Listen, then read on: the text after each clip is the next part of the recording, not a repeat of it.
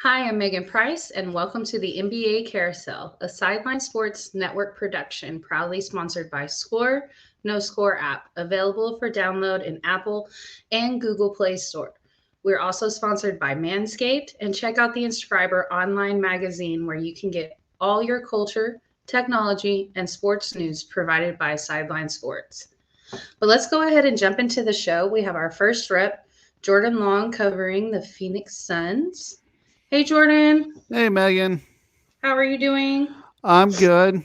Awesome. Awesome. You had a good week? I did. Very good. Very good.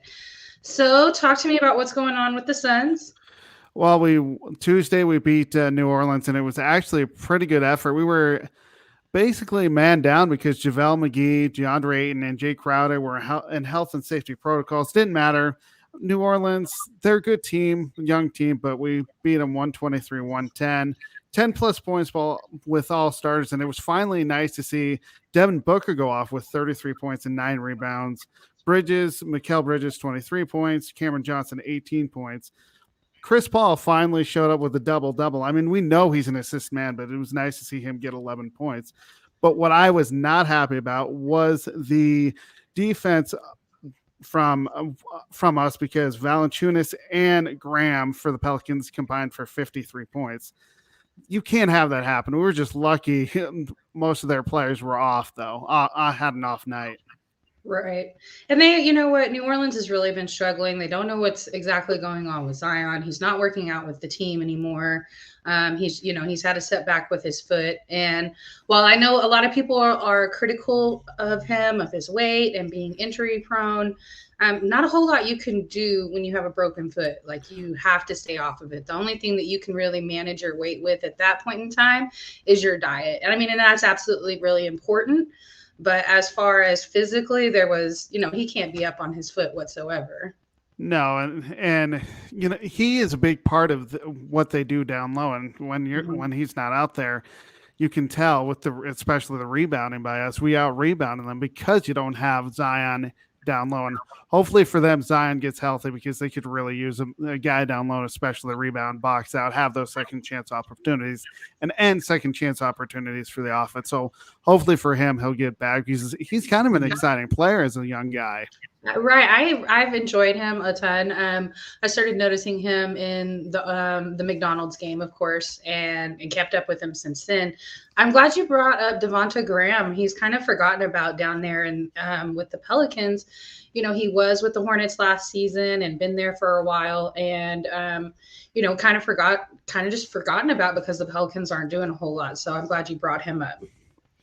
Well, especially with Valanciunas doing so well, and we're hearing talks of, Zion Williamson being out. But yeah, Graham is definitely a part of that offense. You're right. He is a forgotten man, and he is one of their better players. So it is surprising that, all the attention goes to Valanciunas and Right. Zion Williamson, not him.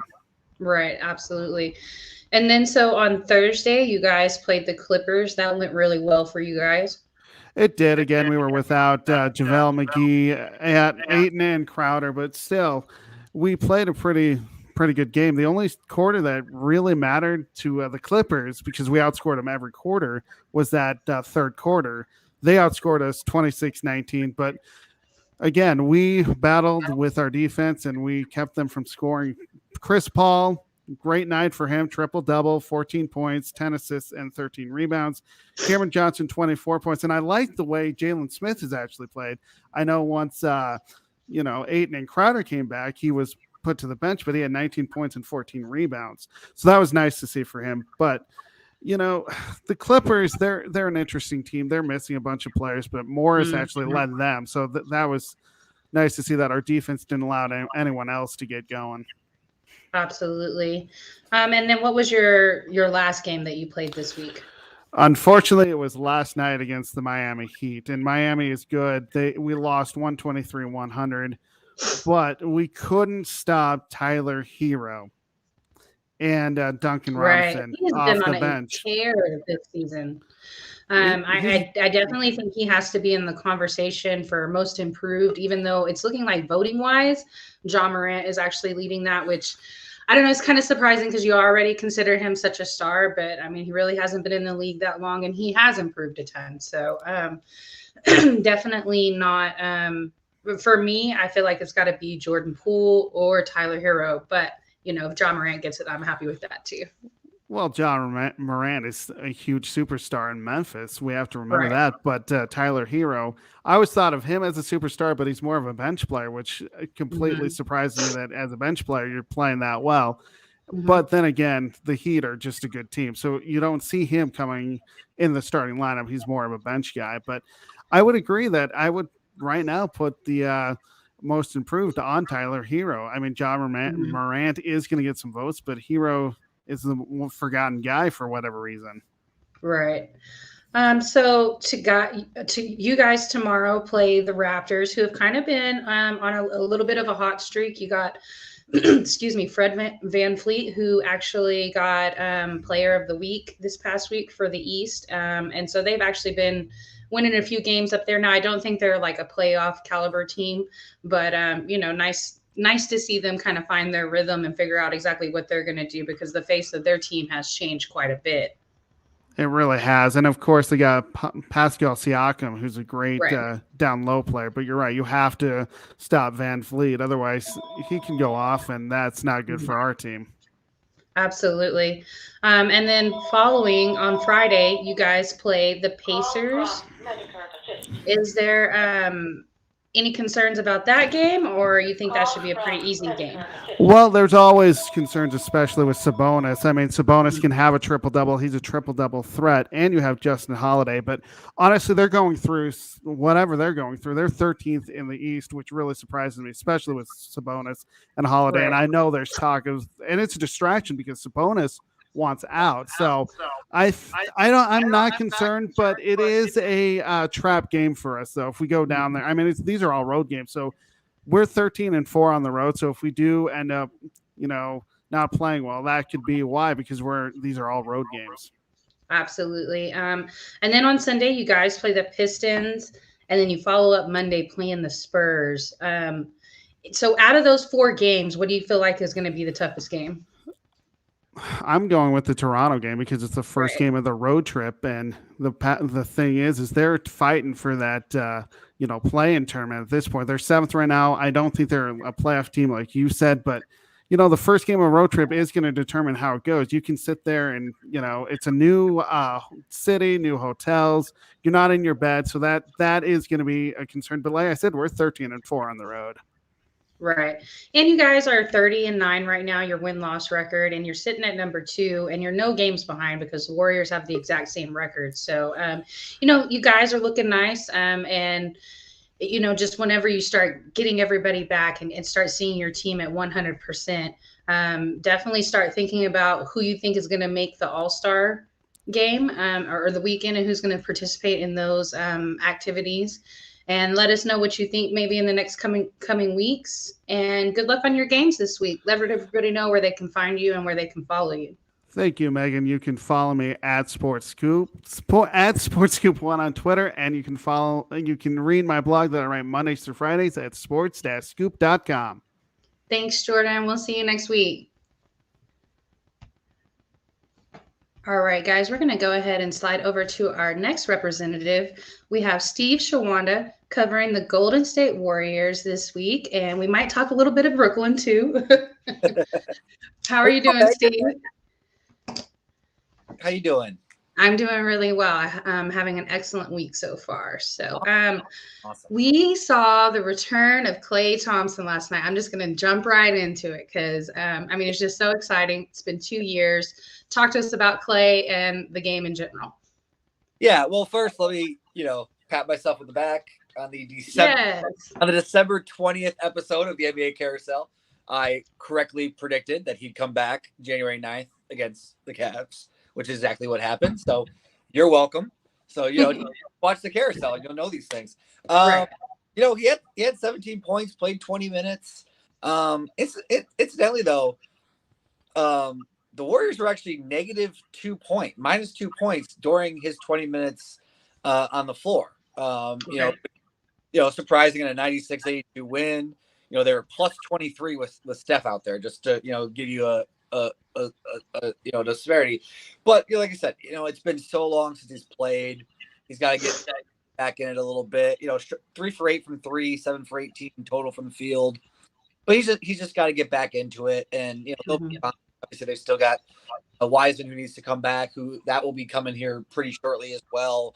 So it's great to see him back, obviously, and it's one more player for the teams to worry about, because no matter what, you have Klay Thompson shoot, so you might not be able to run and dunk or whatever, but leave him open. So I mean, it's like, when you think about a player that's aging or coming back off a major injury like that, because we know Klay to be an elite defender, and I think that's something that's going to be the area where we see, where he has to adapt and change with that. But that shot is not going anywhere, as we've seen so many times. Like, he's going to be able to shoot no matter what. The shot's not going anywhere.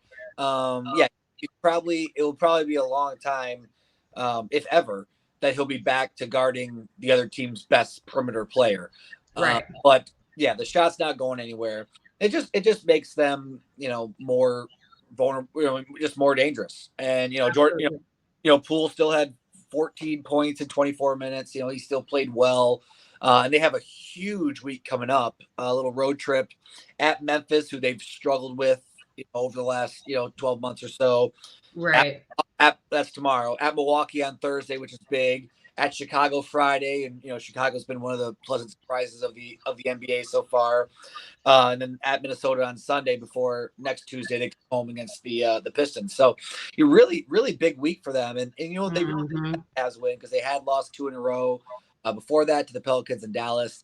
Granted, one of those games without Steph and them, and then Draymond's got a calf injury. He didn't play. He was announced in the starting lineup because he wanted to be with Klay, kind of as a whatever nice little moment thing. But then he didn't play in the last game. He's not going to play tomorrow.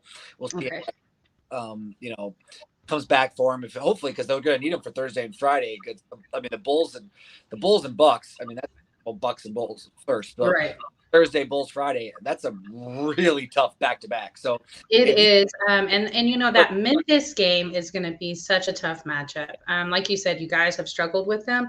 And real quick, I'm going to share a clip with the audience because Ja Morant did some major stuff this week. And my producer wanted me to share this clip. So y'all bear with me, because I'm not the best producer in the world. Probably that block. It is. Yeah. it most definitely is. That was on. Right. That's worth the wait. That's worth the wait. If you haven't absolutely. Definitely worth the wait. Avery Bradley with the deflection against what an incredible block that you're gonna ever see. Look how James, the initial defender, and he blocked it with 2 hands. And almost ripped it off the glass. Real play by John. Right. Unreal is right. This guy, look where he is. He catches it at the top of the square. Oh, that's awesome. Give me 2 seconds. Yeah. That's the thing. So, He's just keeping it in play, but basically controlling it himself. Right, absolutely. During the break. But yeah, he's so good. And obviously Zion has been hurt and all that stuff, but so it's not quite going to be a Sam Bowie, Michael Jordan situation. But man, I think in a few years we are going to say, like, wow, you really should have let Ja Morant slip past you there, and right.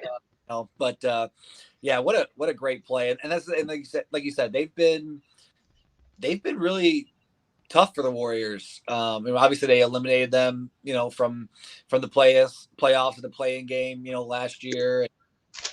They've been a tough. They're a tough team, and great player, and he deserves his respect, obviously.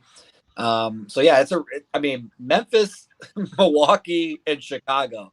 Then you got Minnesota and Detroit after, but if you can go 2-1 in those 3 games, you're really happy with yourself. And obviously they're 30-9, tied for the best record in the league still. But, we talked about this earlier on previous broadcasts. That's why it was so important for them to get off to a good start, because they kind of had a favorable schedule to start. And you're going to get into weeks like this where, you might go 2-3, over the next 5 games. So, you need to have as many wins as you can. But, Clay's going to get more and more comfortable.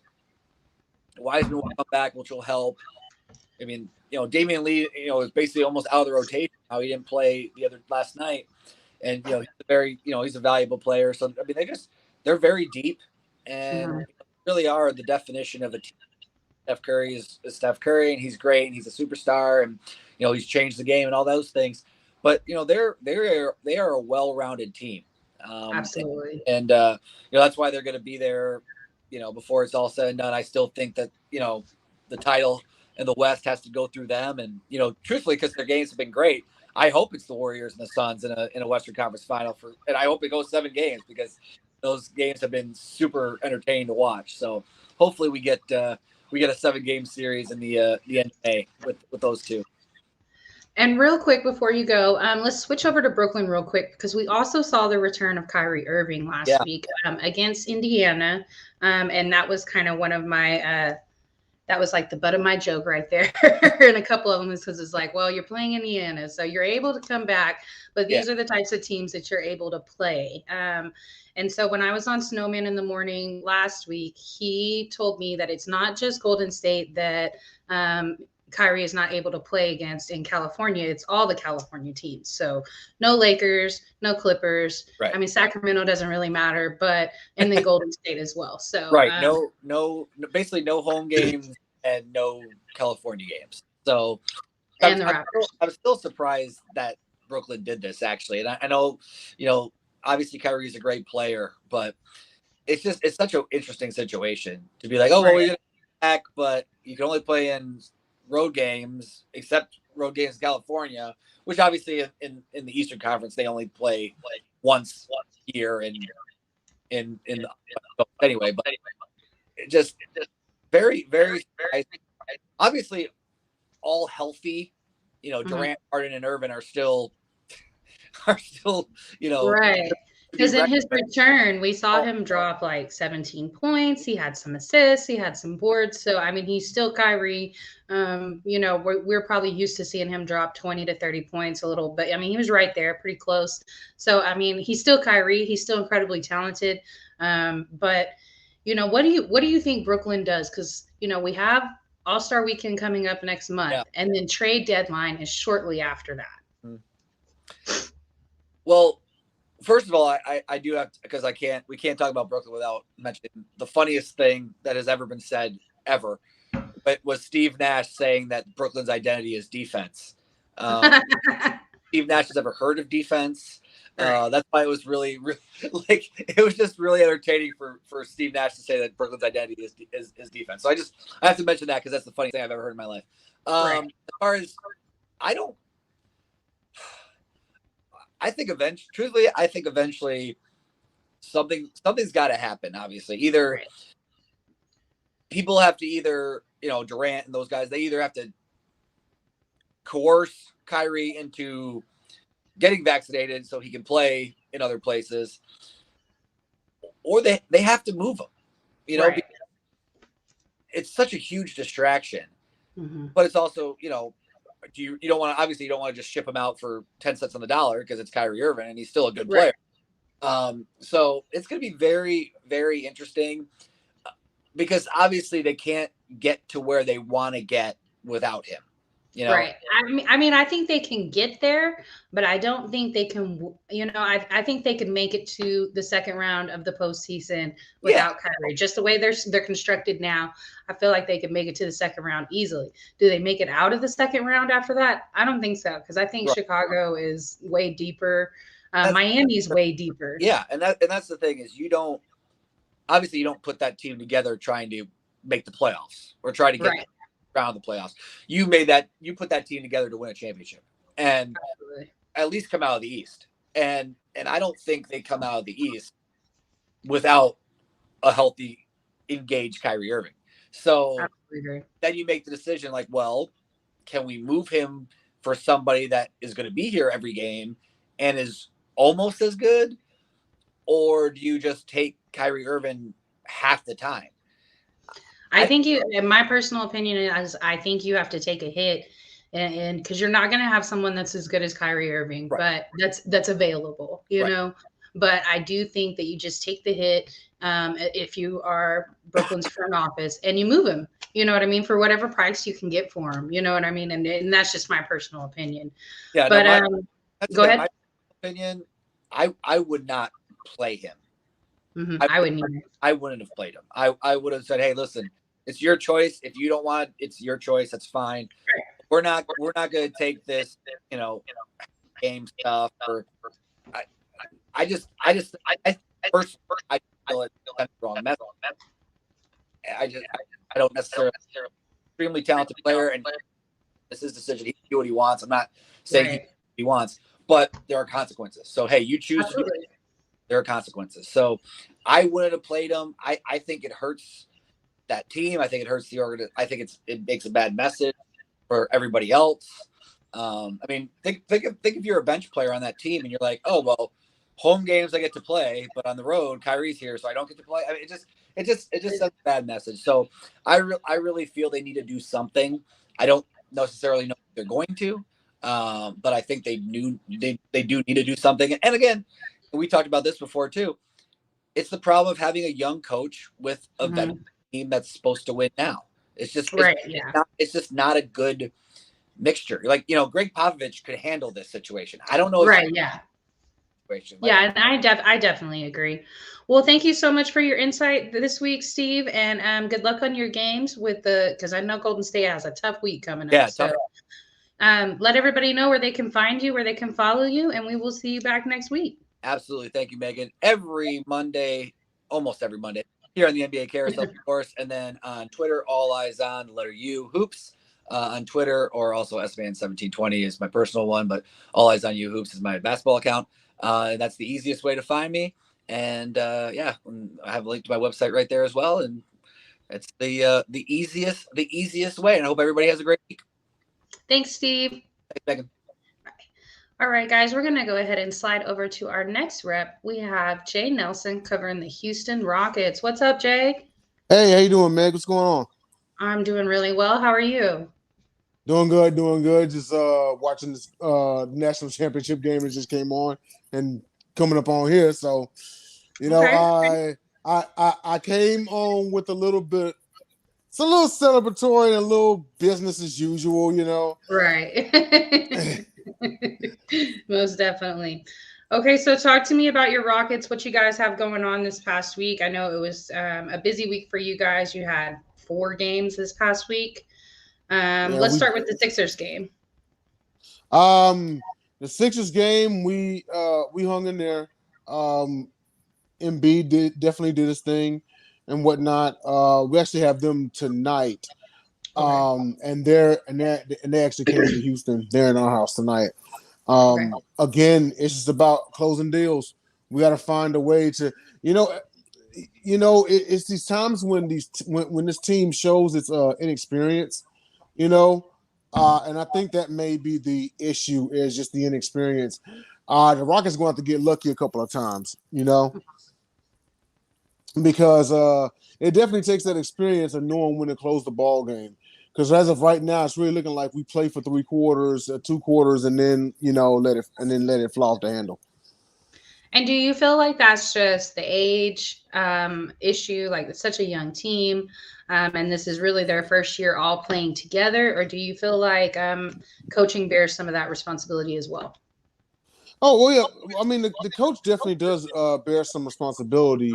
But also I would just chalk it up to inexperience, teams that have experience and have been together, they know how to readjust and close the deal. Now, keep in mind, it's not Stephen Sides' first time coaching, but it's his first time really coaching with this team. Right. Yeah. So he would have to know how to make the correct adjustments and put personnel where they need to be. We definitely got the talent. I mean, on paper, like the raw talent is there. We just got to get more experience in it and learn how to close out ball games. We should have theoretically 10 more wins. Yeah, I feel that because y'all have had several close games, and I mean, I just completely understand how it is not to be able to close out in the fourth quarter. So moving on, you guys actually got a win on Wednesday against the Wizards. It was 114-111. Yeah, yes, we did. And the Wizards are a pretty good team. So talk to me about that game. Well, yes, there definitely was. I felt it was a good win. I mean, we're not talking about a slouch Wizards squad. They got Dinwiddie, Beal. We're talking about a team that's in the Eastern Conference mix. So it's not a soft team that we beat, but Wood had a double-double. He had 22 and 11. Green had 22 and 6. Kmart Jr. had 11 points off the bench. Ed Gordon had 19. And then KPJ, who was one of the lowest scorers of the night, hit the game-winning buzzer beater. Oh, wow. Okay. He had 9 points. Yep. So definitely a hard-fought game. I was glad we came away with the win and everything. And it should. I know that games have happened since then, but they should really take a look at that game and see what it is that they did right to hang in there for so long, and then make the readjustments and then apply it elsewhere, and steal some more games. And so how do you feel about Jalen Green? I know he was out for some games. Was it injury? Was it COVID? And how do you feel like he's been since he's been back? Since he's been back, I actually think that he's readjusted back pretty fast. Because, he was down with that hamstring injury. But then, he's coming back. And, against Washington, he had 22. He had 12 against Dallas. And then he turned right around and had another 20. I think it was another 20 versus Minnesota. So he's putting up double figures, Right. I think because I really think him, KPJ, and Wood are going to be the big three of this team. They just have to play more together. I think that I have a colleague who thinks that we did better without Green than with Green. I know. But no, that still remains to be seen. I think that he's actually readjusting back from injury just fine. Okay. And so then Friday and yesterday, you guys had a couple of tough games. You had the Mavericks on Friday, and that was 130-106. And then yesterday, you guys played the Timberwolves, and that was 141-123. So, still struggling with some of these bigger teams like that. And I definitely think that even though it wasn't a very close game, that you guys are better matched for the Timberwolves now than you were a couple years ago because they're so large. They have such a presence in their lane, and you guys have started to move back to having big men again. Yes, yeah, absolutely. Now, bear in mind, Karl Anthony Towns is going to do his thing. He had 49 and 7, and then Anthony Edwards had 19 and 6. I mean, it's letting them go off like that, but it's about bottling up everybody else. I mean, Wood showed up. He had 22 and 8. Christopher had 19 points off the bench, and maybe that's the key ingredient. Maybe it's going to take more than a few games of everybody, if not most people from the bench, putting in double figures. That's not saying that the starters ain't putting their weight. The starters are putting their weight, but the deepest team wins. We're going to need our bench to come alive just a little bit more. But 19 off the bench is nothing to cry at. And in the Dallas game, Wood had 20 and 3. He kind of was bottled up in a hole, He only got 3 rebounds. But Green did at 12. Matthews had 15 off the bench. We hung in there as long as we could, but that's also a more than stout Dallas squad also. They did all this with no Luka. So, I think it's gonna be some interesting times here between the 3 Texas teams if you think about it. Because Harden's gone from Houston, and then Dirk had been long gone from Dallas, and the big 3, the Spurs dynasty, they've been all gone. So it's almost like it's a new era in Texas in general. And it's pretty much anybody's state now. Right. And with the Mavs, obviously they're the best team in Texas at this moment.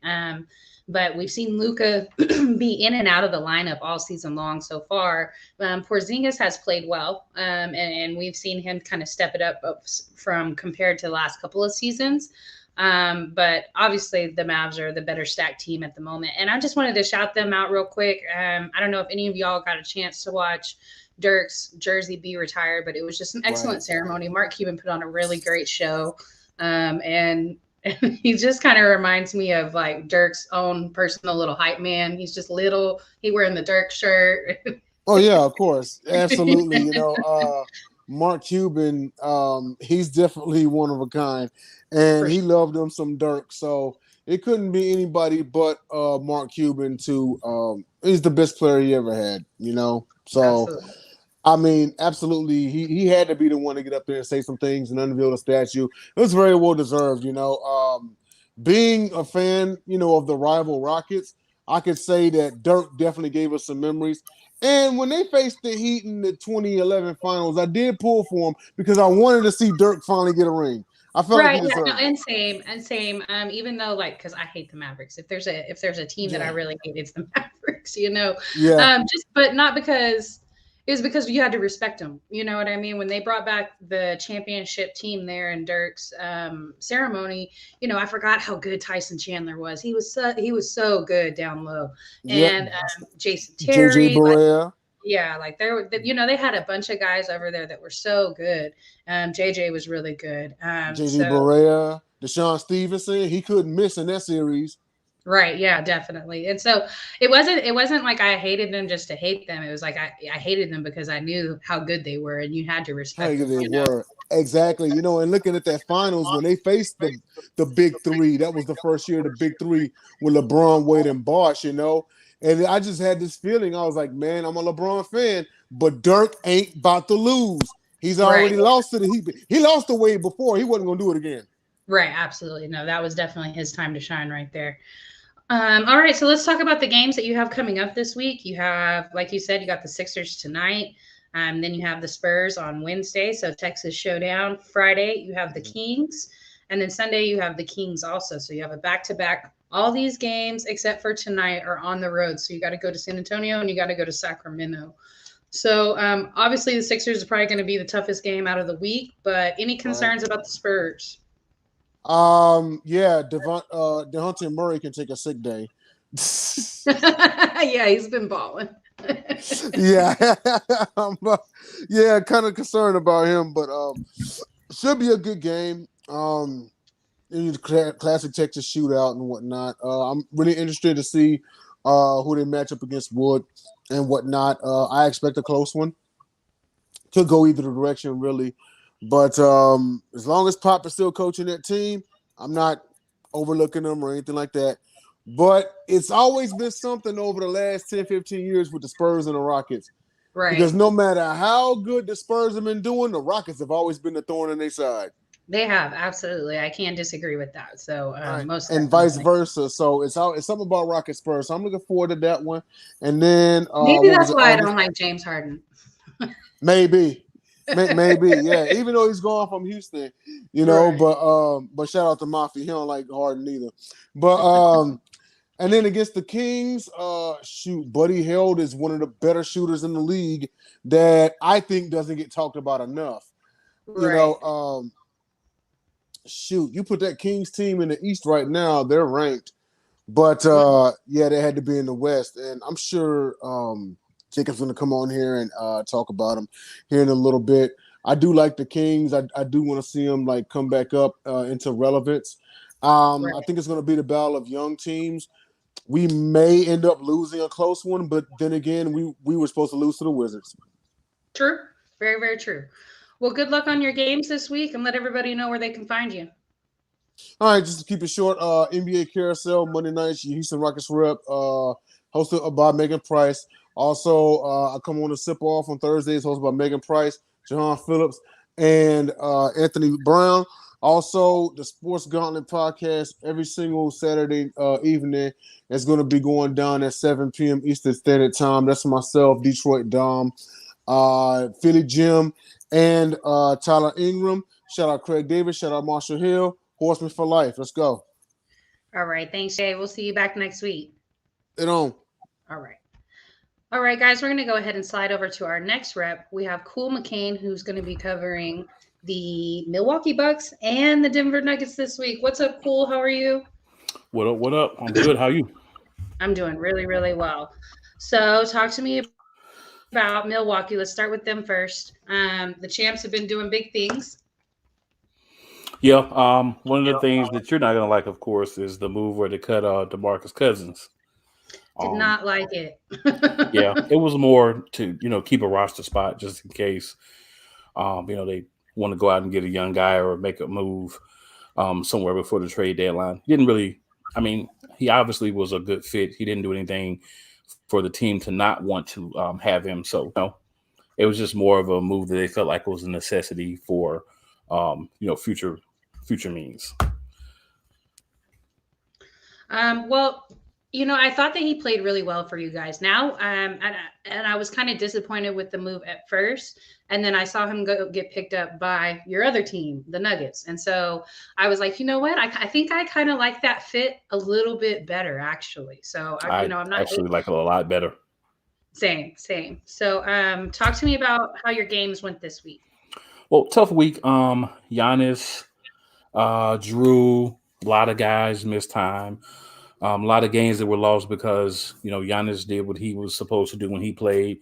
And either Drew or Chris, they did what they were supposed to do. But a lot of those in-between pieces just didn't play. Pat Connaughton was out for multiple games. Bobby Portis missed a game. Just a lot of those guys that are like the bench guys, they just weren't there. So you weren't getting that 5, 10, 15, extra points. So a lot of, tough losses this week, but did slide out a win as well.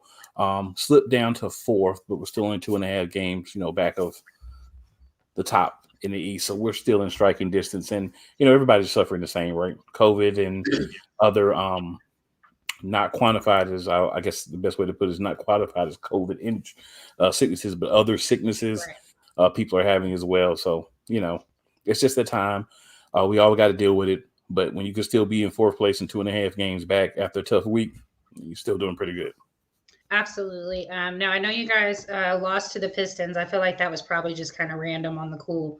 And then you guys lost to the Raptors on Wednesday, 117 to 111. So that was a really close game. And I don't know if it's necessarily just you guys kind of losing steam and going through your COVID issues, or if the Raptors are kind of picking up a little bit of steam.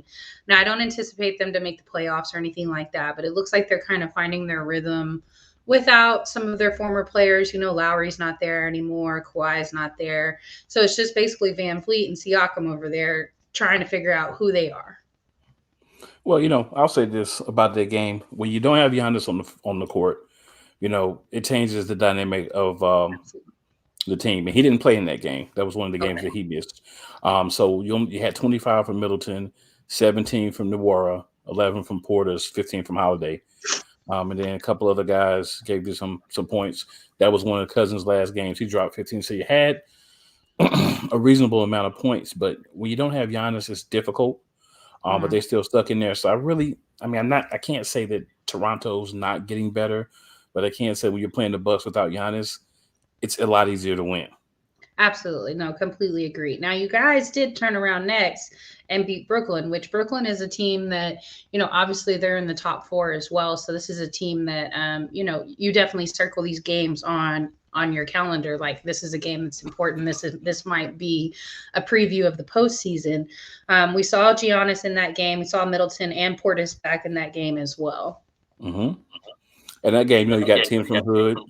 You got 13 from Nwora. Members Clavili gave you 4. Hopefully I said that correctly. Thanasis had 4. So you had a couple of other guys. Matthews had 12. So you had some other guys that I'm talking about, like, actually just be there. And I think bodies was important as well. You had a lot more just depth on the bench, even just to spell somebody for a couple of minutes. So I think they made a big difference. And then obviously you're getting up when you're playing the Nets. Then we go into Charlotte and just couldn't get it done. Right. Yeah. Tough loss. The Hornets, though, like when you look at what they have going on, they have Terry Rozier, who's healthy. They have Gordon Hayward, who he didn't have a ton of points against you guys, but his presence was there. Miles Bridges, LaMelo Ball, Oubre Jr., like they're pretty deep over there, and they've made some improvements over the off season. So, we saw them hot last season and we see them like improving more this season. So it's just somebody that you have to take seriously. And even though you guys lost that game, you're playing them again right now. Yep. And the thing with that game too is that was a game where we didn't have a lot of our, wing players. DiVincenzo's out again. Drew Holiday didn't play in this game. We also didn't have Grayson Allen. So a lot of the guys that we're used to having in the rotation, the guard position, we didn't have. And when you have dynamic guards like the Hornets have, and you don't have the guys to defend them, they're going to feast. And they pretty much did that. The Hornets are up right now 75-63 in the third quarter. Giannis only has 15 right now, though, so we're waiting for that point explosion. We'll need a little bit more out of Portis. He only has 5. Middleton has 14, so we're looking for a big end of the game. The good news, DiVincenzo's back. Connaughton's back. Actually, Britt Lopez may be suiting up soon as well. So a lot of pieces may be coming back, so that could really help out, long term as far as the team we had last year. When you guys let Boogie go, that was the first thought in my head. I was like, is Lopez getting healthy? Because we just weren't sure exactly when we were going to see him this season or if we were going to see him this season. He had back surgery. Is that correct? That is correct. So, you know how tough that comeback is after having back surgery, just even for the average person. Like it's a while until you get back to feeling normal again. So let's look at the games that you have coming up this week. You have the Warriors on Thursday, Raptors again on Saturday, and then you finish out your week playing Atlanta in Atlanta. It's an interesting week. Right. Definitely an interesting week. When I look at it, obviously there's one team that you're clearly going to say is going to be the most difficult game, and that's Golden State. Right. Clearly, obviously. that's the most difficult game, especially with Clay back. I got to see some of the game last night. I watched the highlights as well. Very, happy for Clay because I know I even saw his post-game interview where he was just like, it's just great to look down and see, my name on the list again. Right. He was like, I missed a lot of shots that I probably should have made, but at least I'm on the list again. I'm playing.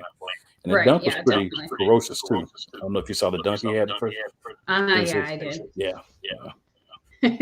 Absolutely great to see him back in rotation. Agree. We're not going to see, it's the first couple of games back and the first few weeks back. We're not going to see Clay at 100% then and be able to tell exactly what his role is going to be in that rotation and in that roster.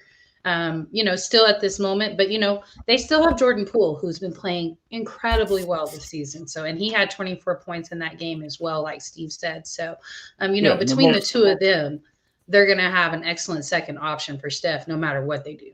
And the most scary thing is if you put Clay in the starting lineup, then you're playing Jordan Poole with the backups now. Right. So if you're a team that's playing, Golden State, now that second unit is so much more important with Jordan Poole playing with confidence. So that's like a double plus for Golden State. So absolutely. That's tough. All right, well, let's slide over to the Nuggets. Like we were talking about, we saw you guys pick up Boogie Cousins. How do you think that affects the Denver Nuggets? Well, one thing, I think that directly led to Bobo being traded. Mm-hmm. We saw that. And he is now with the Detroit Pistons. Detroit traded for Rodney. Rodney. He might actually get some play time. Yeah, he's a restricted free agent this year, so he kind of had to get him on the court. Got back a second, which is what we got for him, is what we drafted was the second round. And then we also got Rodney Magruder, who I don't think will be a important piece for us this year. Maybe I'm wrong. Maybe they see something in him that we just haven't seen so far. But based on his stats and his playing time in Detroit, I don't think he's going to be a big piece for us. But maybe he'll be a guy that can come in and give some depth.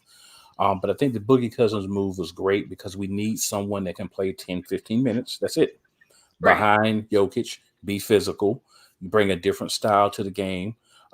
So when we're matching up against guys that have more of a traditional or a big body center like Embiid, like you're going against Ayton, some of these guys that have the real big body centers. Right. He's a guy that can get in there and bang with them, for a little while and change the complexity of the game in certain ways, being that he's so different from Jokic. So I think that's good. And I think when you actually get into certain situations, you may be able to play them together. Right. So I think he adds another dimension having him there, and he brings toughness, right? Because one of the things about a team is they're just not tough. They're not soft, but they're not like tough. I think Jokic is probably the toughest guy on the team.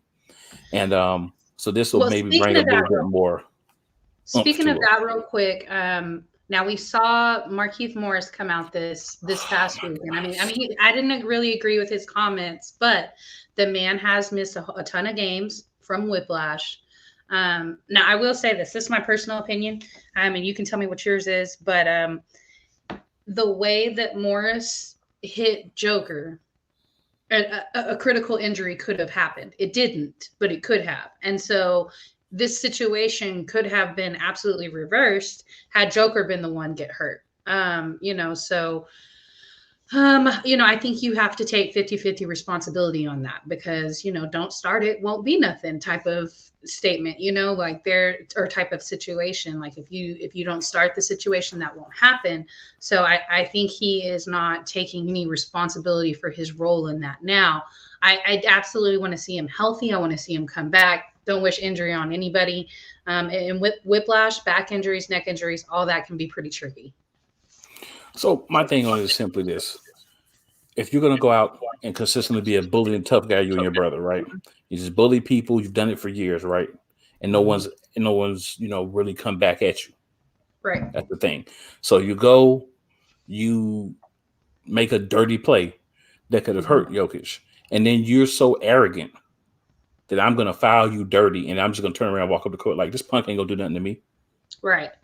So you know that you made a dirty play. You know that you did, but you were so arrogant, in my opinion, that you just said, I'm going to turn my back because he's not going to do nothing. So if you're Jokic, you're reacting to what's happened. You're not thinking, oh, he turned around, so I'm just going to let it go. No, you're not going to treat me like this anymore. Y'all done pushed me around for years in the league. I've been a nice guy. I'm done with that. I'm going to let you know. So I run to you. I give you a nice little, hit. I'm not aiming to try to hit you in the back and give you whiplash, but that's what happened. But also, the NBA is culpable because a tech should have been called. He should have been kicked out of that game for the play that he did on Jokic before Jokic reacted. So I think there's a lot of culpable parties. I'm not saying, oh, Jokic is blame free, but I'm saying it's a retaliation play. Mm-hmm. Any man that you're going to go and basically try to punk me down on the court, I'm going to retaliate against you. So the retaliation caused the injury, but a little bit of arrogance was involved and a lot of negligence from the league and not stepping in there and saying, hey, that's not how we want this to go. You're out of here. Right. So there's a lot of people that, I think are equally responsible in this situation. And I don't think anyone wants to take the blame. They want to put it all on Jokic and try to reframe Jokic as this, oh, he's a tough guy now. He brings his brothers and now he wants to be a bully. No, he's just not going to take anybody, just treating him like trash. This man's an MVP. Right. You're not going to just run over and any kind of way. I absolutely agree with your take. Now, you guys had a pretty good week. You only dropped one game this week, and that was to the Mavericks. And then the Jazz also, excuse me. So it was a 2-2 week for you guys. Now the Jazz, it was a really close game, really an entertaining game between you guys. And even though you didn't come out with the W, y'all could have easily come out with the W. Like it was a pretty close game like that.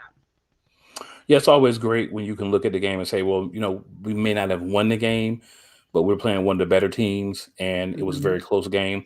Definitely a winnable game for us. So I'm always elated, pretty happy when we get those close games against the tough teams, knowing that we're not full strength. So it's one of those things where it's like, hey, we know what we got to play through. The Mavericks game was actually not too bad. We lost by, I want to say, like 14. So not a horrible loss. Like you said, the Jazz game, we lost by 6, tough game. We were able to go out and take care of business against the Kings. We were able to go out and take care of business against the Thunder. Those are 2 games we should win. Right. We play the Clippers tomorrow. And, hopefully we can take care of that game. Then we play the Trailblazers. That's another, I feel like, winnable game because Damian Lillard's not 100%. Right. Then we've got, of course, the Lakers, and we know what's happening with the Lakers. And then the Jazz again. So these are all games that we could win. I don't think without a full complement of players, even adding Boogie, that we're going to be able to go 4-0 next week. But I would love just to be 3-1. 3-1, I'd be happy. Yeah, I think 3-1 is really doable, and I think beating the Clippers is a really important game. They're really close to y'all in seeding, but Lakers too. Lakers are pretty close to you guys in seeding as well. So those are definitely games that that you want to move up on. If there's a game that you drop, I wouldn't mind losing to the Jazz again. Just keep up, because that's it's a former playoff matchup that you guys had in the bubble. Obviously, you don't have your star player for that one, other than Joker, but. Those are definitely, that would be what I anticipate. If I were going to lose a game this week, that Jazz would probably be who I would drop. But I would like to beat them as well. And I think we came close last week. Maybe Cousins can give us 8 points in that game and make the difference. Definitely. When it's a 6-point differential, that one player might make that much of a difference. So definitely. Yep. Well, good luck on your games this week. For us too. Right. Let everybody know where they can find you, where they can follow you, and we will see you back next week. Absolutely. So, of course, Twitter at Cool McCain, Instagram at Cool_McCain. You can find me playcallersportstalk.com on Friday nights, 7 p.m. Eastern Time, Interactive Sports Talk. I'll also be on The Gauntlet this week. So you'll be able to catch me on there. Of course, I'm on here on Monday nights, and then on Thursdays, I'm on the Sip Off with Megan Price, Jahan, and Anthony, Hollywood Brown. Awesome. Thank you so much, Cool. I will see you later this week.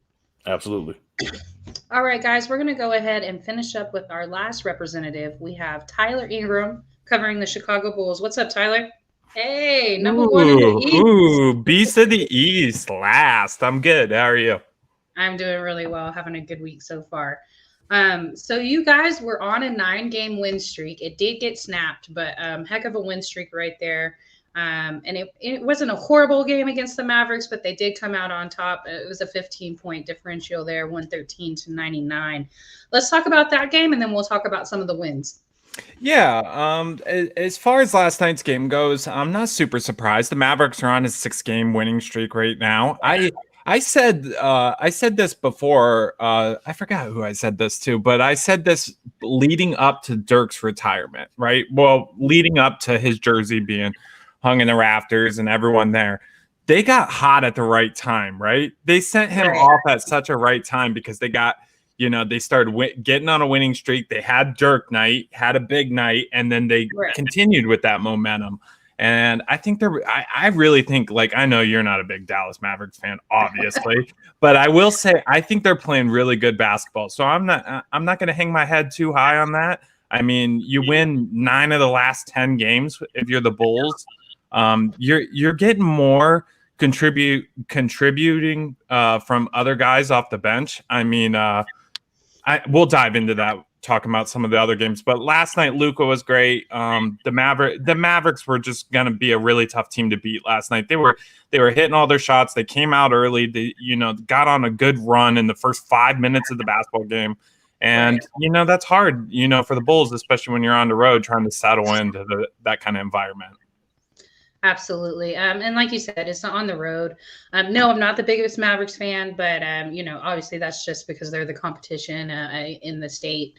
So, Texas basketball is a little different. We always keep our eyes on the Rockets and the Mavericks no matter what, So. Right. Rightfully so. Right. Yeah, definitely. And you know what? They have improved.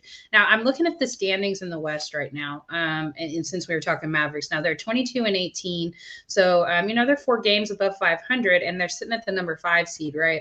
But then you go all the way down to the 9 seed, which is the Clippers, and almost everybody has the same record. So it's just a shakeup right there. They could get fit today and tomorrow they could lose a game and they'll be down to 9th. Right. It's wondering how their winning streak continues. Can they keep it on a run? You're on a 6-game 6-game winning streak if you're the Dallas Mavericks. So you're just trying to boat as much momentum as you can. But yeah, I think Dallas. I don't know how I feel about Dallas yet. I really don't. They're kind of whatever right now, but I think they're a tough team to play at the moment. Right. So this past week, though, you guys had 2 games against Washington, and you were able to come out victorious in both games. Friday, you played them at home in Chicago, so it was 130 to 122.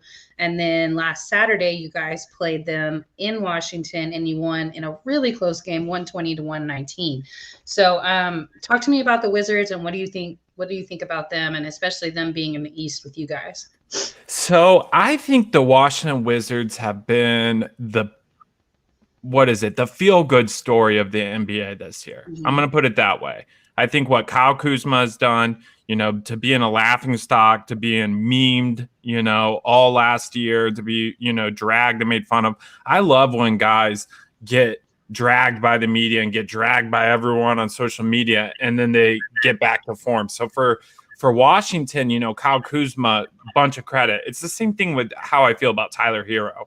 Like, right. Obviously, these teams are in the East, but people made fun of Tyler Hero. Now he's having this resurgent, year in which he's looking like even an all-star right now.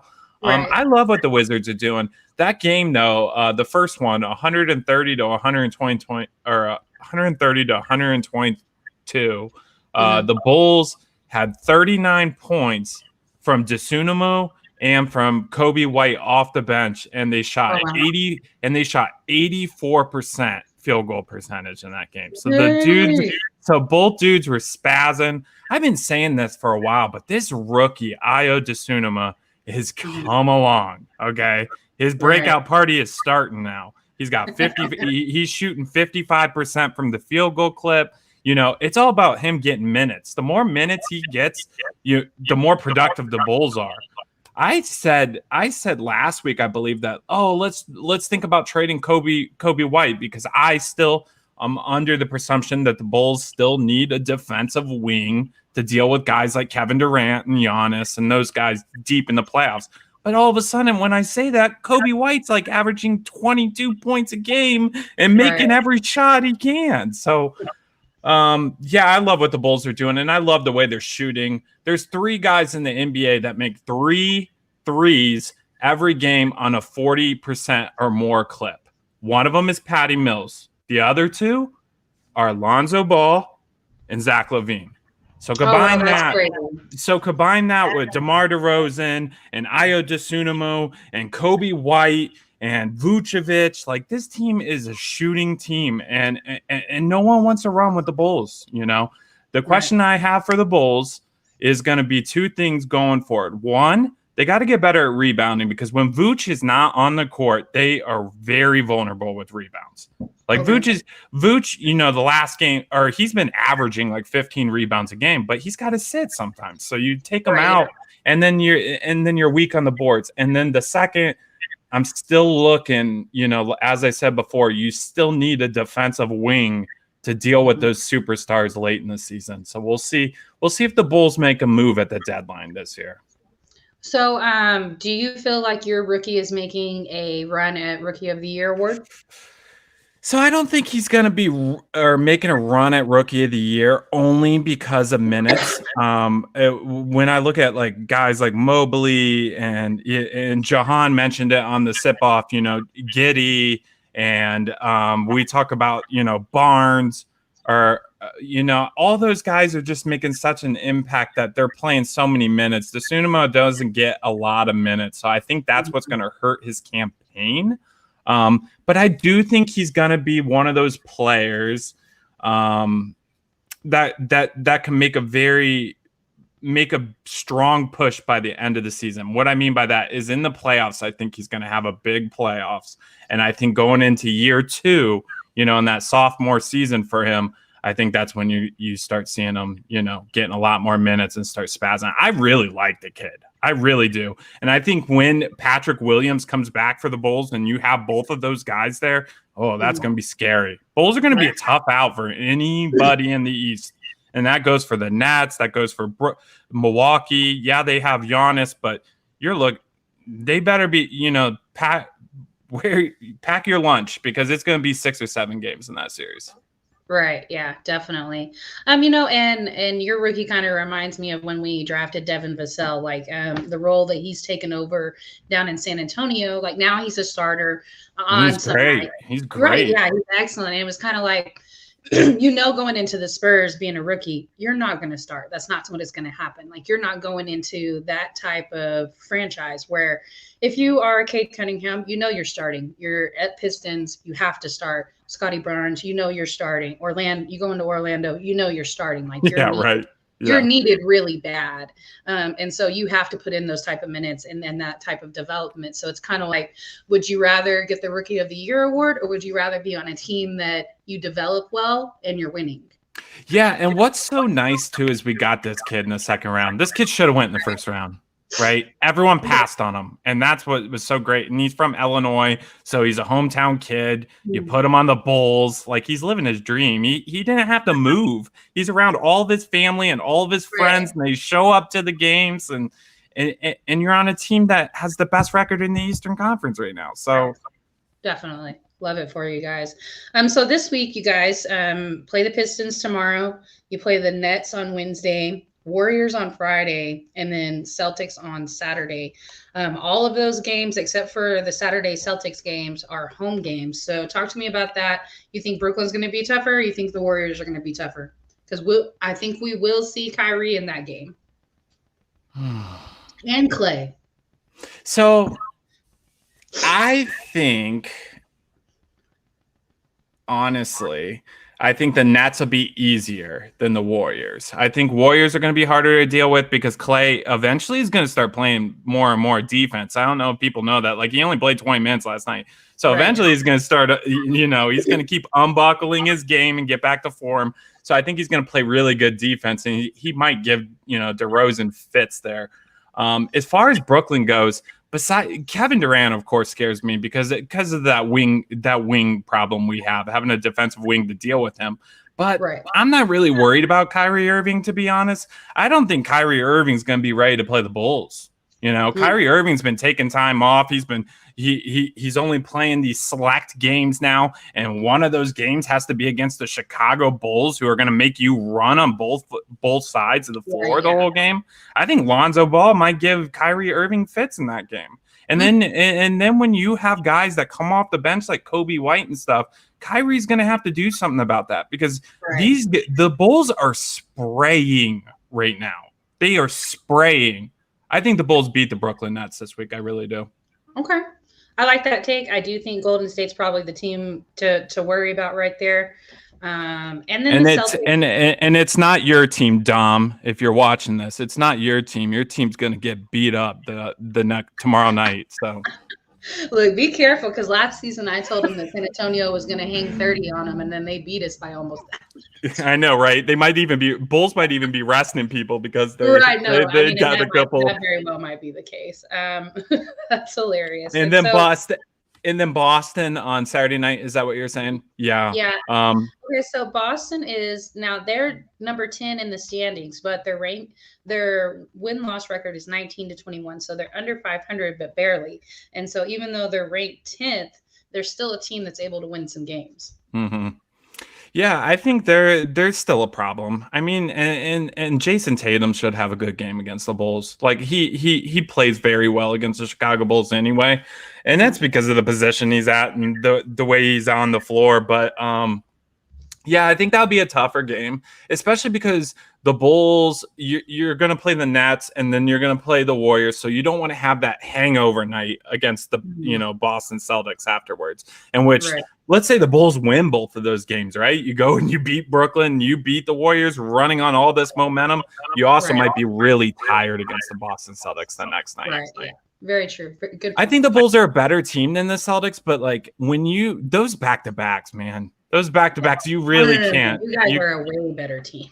Yeah, Celtics, for sure. But they're just able to win a few games. But back-to-backs, but as you know, back-to-backs are so weird. The Warriors or the Jazz, for the past couple of nights have been hit by COVID, and they've been getting beat by teams like the Raptors. They were losing to the Pistons tonight. Like those teams that are dealing with these COVID outbreaks, and the teams that are dealing with constant back-to-backs. There's load load management going on.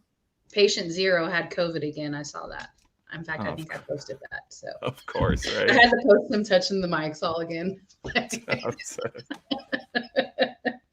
All right. Well, thank you so much, Tyler. Let everyone know where they can find you, where they can follow you, and good luck on your games this week.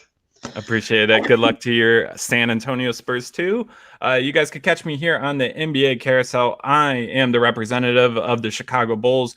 You guys can also catch me on the Sip Off on Thursday nights, hosted by Megan Price, Anthony Brown, and Jahan Phillips. And you guys can also catch me on my show, The Gauntlet, with my co-hosts Dom DeRubis, James Tatum, and Jay Nelson.